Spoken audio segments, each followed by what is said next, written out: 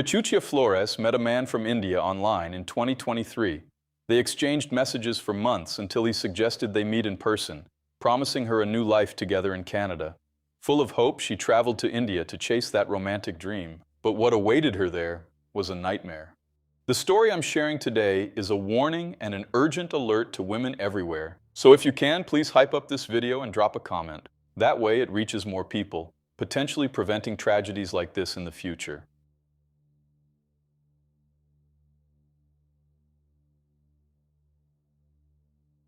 Kachuchia Flores was born in a small and quiet town in the interior of Brazil, with a population of just over 24,000 people. She was 29 years old when everything happened, an age when many people are building their lives, starting families, and pursuing their dreams. She lived in Novo Hamburgo, a city with a population of a little over 200,000 people. It was there that Kachuchia spent most of her adult life, working as an esthetician specializing in eyebrow design. Kachuchia had 4 children, 2 boys, one around 5 years old and another who was 16, and 2 girls, a 2-year-old and an 11-year-old. The 11-year-old is autistic. Kachuchia was a dedicated single mother who took on the challenge of raising her 4 children alone. Even with the complexities of having children from different past relationships, she was the primary provider and the heart of her home, working tirelessly to ensure they had everything they needed. Her mother, Ray-Jane Mush, who was 61 years old, was the person who supported her the most. Ray-Jane also lived in the same city and helped take care of the grandchildren, especially during the most difficult times. In addition to Kachuchia, Ray-Jane has 2 other daughters, one older and one younger. In other words, Kachuchia was the middle child. It is said that her sisters also supported her and helped with the children whenever necessary.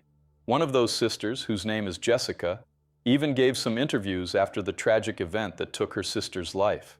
According to the family, Kachuchia was a woman who dreamed of a better future and worked very hard to support her children. I couldn't find information about the fathers of Kachuchia's children, nor about whether they helped with the children's expenses or anything like that. The sources more or less imply that Kachuchia handled that aspect of life on her own and relied heavily on the support of her family, especially her mother and sisters. Her situation was quite difficult. You all know that raising a child is not easy, so imagine raising 4, and on top of that having one of them be autistic. Her mother said she was a person with a big heart, always willing to help others. That was who Kachuchia was before everything changed. However, her life took an unexpected turn when she decided to pursue a romantic dream. Well, everything began in 2023, when she met an Indian man online in his 30s named Navjot Singh. They started a virtual relationship, the kind that begins on social media or dating apps and can seem promising from a distance. Navjot promised her a future together, including marriage, travel, and even taking responsibility for Kachuchia's children. He would send her photos of some of the most beautiful places in India, saying he couldn't wait to visit those places with her. According to the family, he painted a perfect picture, an ideal marriage, a new life, and perhaps even moving to Canada through marriage. Kachuchia, being a very dreamy person, became very excited about that idea. She saw it as an opportunity to find true love and build a better life for herself and her children. But her family, especially her mother Rajan and her sister Jessica, were suspicious from the very beginning. The family suggested that it would be better for Navjot to come to Brazil so they could get to know each other better, and after building some trust, Kachuchia could travel to India with more peace of mind. However, every time Kachuchia brought this up with the Indian man, he would change the subject, make some excuse, and say he couldn't come, insisting that it would be better for her to go there instead. This, of course, made Kachuchia's family even more suspicious. According to them, they warned Kachuchia that the situation could be a trap, that Navjot might only be interested in getting a visa to Brazil, or something even worse. Ray-Jane even told her daughter that she believed the man was a psychopath, that he didn't truly love her, and that his only goal was to obtain a visa to Brazil. Even people in her inner circle tried to open her eyes. Close friends begged her not to be fooled by internet scammers, literally telling her to wake up and stay alert. But unfortunately, Kachuchia was convinced that this was her chance to change her life. Navjot was the one who sent her the money for the trip, providing most of the funds. Kachuchia only contributed the small remaining balance needed to cover the total cost. In September 2024, she traveled to India to meet Navjot in person. Her initial plan was to stay in the country for 3 months and then return in December. She left her 4 children with her mother, Rajan, who took over their care. In India, Kachuchia stayed in the city of Rajpura, which is located in the state of Punjab in northern India. That was where Navjot Singh lived. During the first months, contact with her family was daily.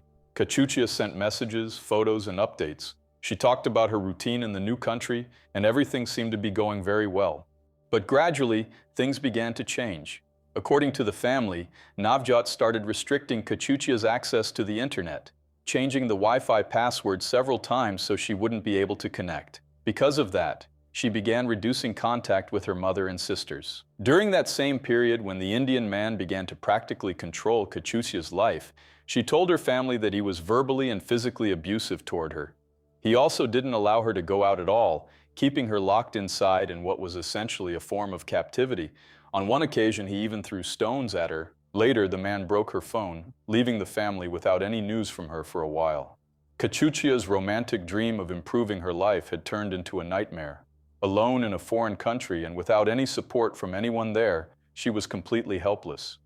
According to the family, Kachuchia said she was forced to marry Navjot under threat of death. In her own words, in a message she sent to her family, she said the following: "Now they are forcing me to get married because if I don't marry him, he will kill me."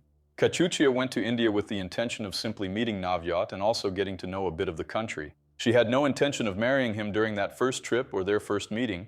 She wanted to get to know him better first. But as she herself said, she was threatened and therefore had to marry him because she feared for her life. The marriage took place in November 2024 against her will. Navjot told Kachuchia that if she wanted to return to Brazil, she would first have to marry him.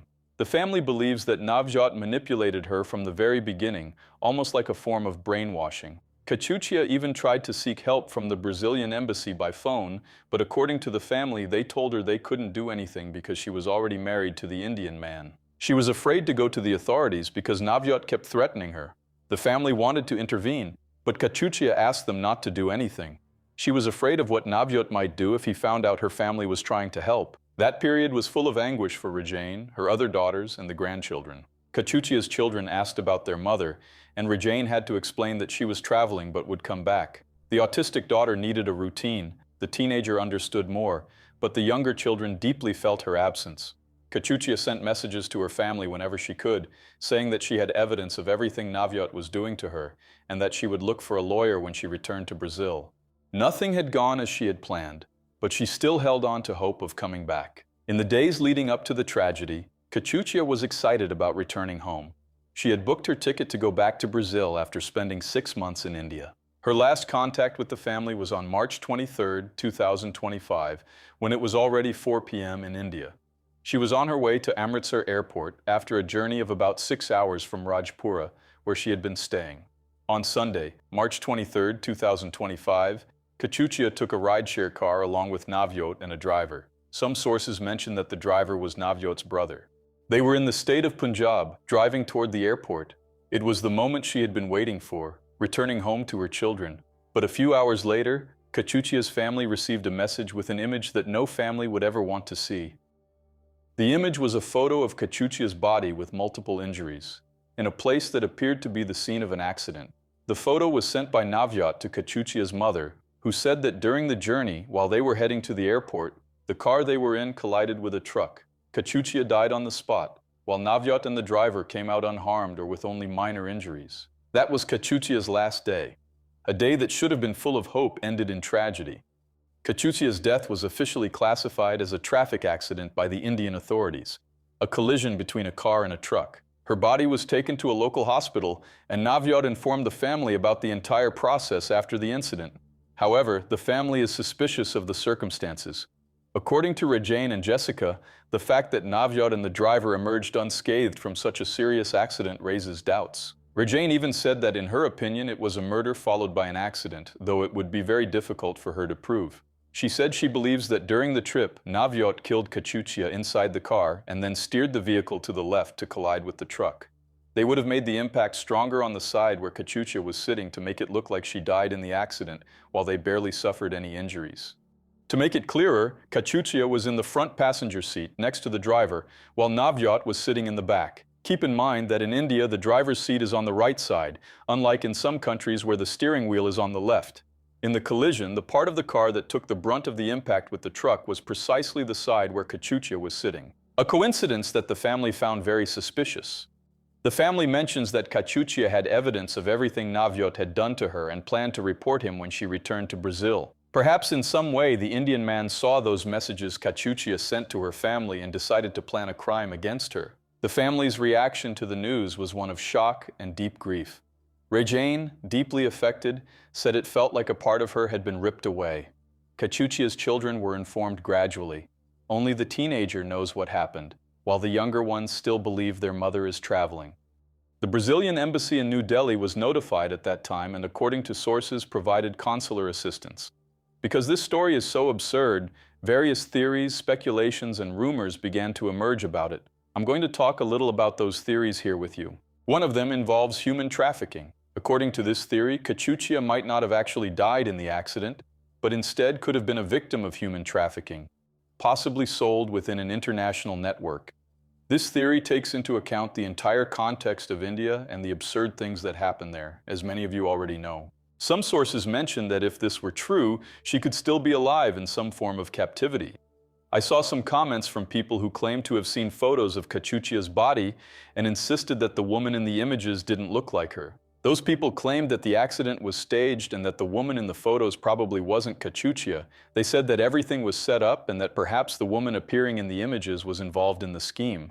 Keep in mind that all of this is treated as theory, speculation, and rumor because it hasn't been confirmed by police sources or any authorities, so nothing can be stated as fact here.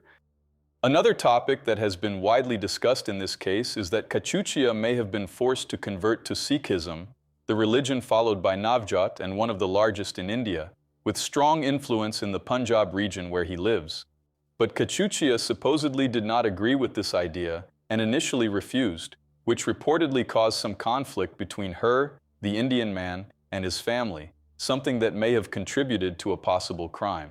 In addition to all that, there's also a rumor that Navjot's mother and one of his brothers were actively involved in the abuse and threats against Kachuchia. Well, the family doesn't believe that Kachuchia was the victim of an accident. For them, what happened was a crime. And honestly, if you think about it, the whole situation is very strange. The family said that Navyot intended to move to Canada. He even reportedly told Kachuchia that after getting married, they would go live there, and she could even bring her children if she wanted. But he had already tried to get a visa for Canada and failed. Kachuchia's family said that he wanted to use her to get a Brazilian visa and then try for a Canadian visa, since being a Brazilian citizen would make it easier to obtain one. And apparently Navjot already had a woman waiting for him in Canada. That woman was reportedly Indian and had been in a relationship with him for several years. She managed to go to Canada in search of a better life, but Navjot had not been able to go. Because of this, he allegedly started adding women from various countries, including Brazil, trying to seduce them into marriage to obtain citizenship and then attempt a Canadian visa using that citizenship. In recent years, several first world countries have rejected visas for Indian citizens for various reasons. So this would be a method that some people see as a way to try to bypass the system.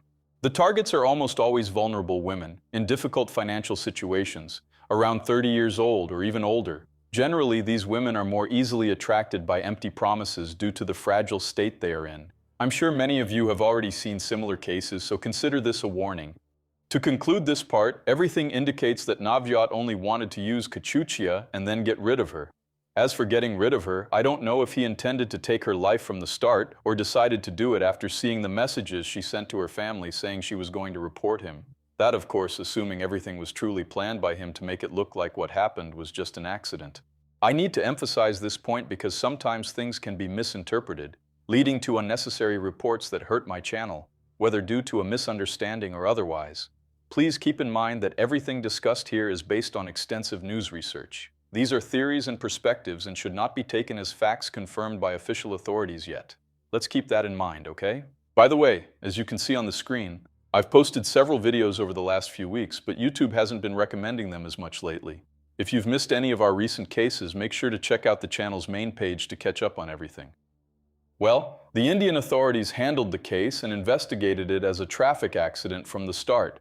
There is no information from sources that any investigation was opened to look into a possible crime, so apparently, the case was closed as an accident. The Ministry of Foreign Affairs followed the case at the family's request, providing consular assistance. But they said they could not cover the costs of transporting the body. Navyat, in contact with the family, said he planned to cremate Kachuchia's body, but the family was completely opposed. They wanted to hold her funeral and burial in Brazil. However, the costs to bring Kachuchia's body back are extremely high. They are estimated to exceed approximately $38,000, a sum the family does not have, and that the Ministry of Foreign Affairs said it would not cover. For that reason, the family started an online fundraising campaign to try to gather the money, but they only managed to raise a little over $2,000, an amount far below what was needed for the transfer. So, everyone, I don't know what ultimately happened to Kachuchia's body since this case occurred last year and I haven't found any updates about it.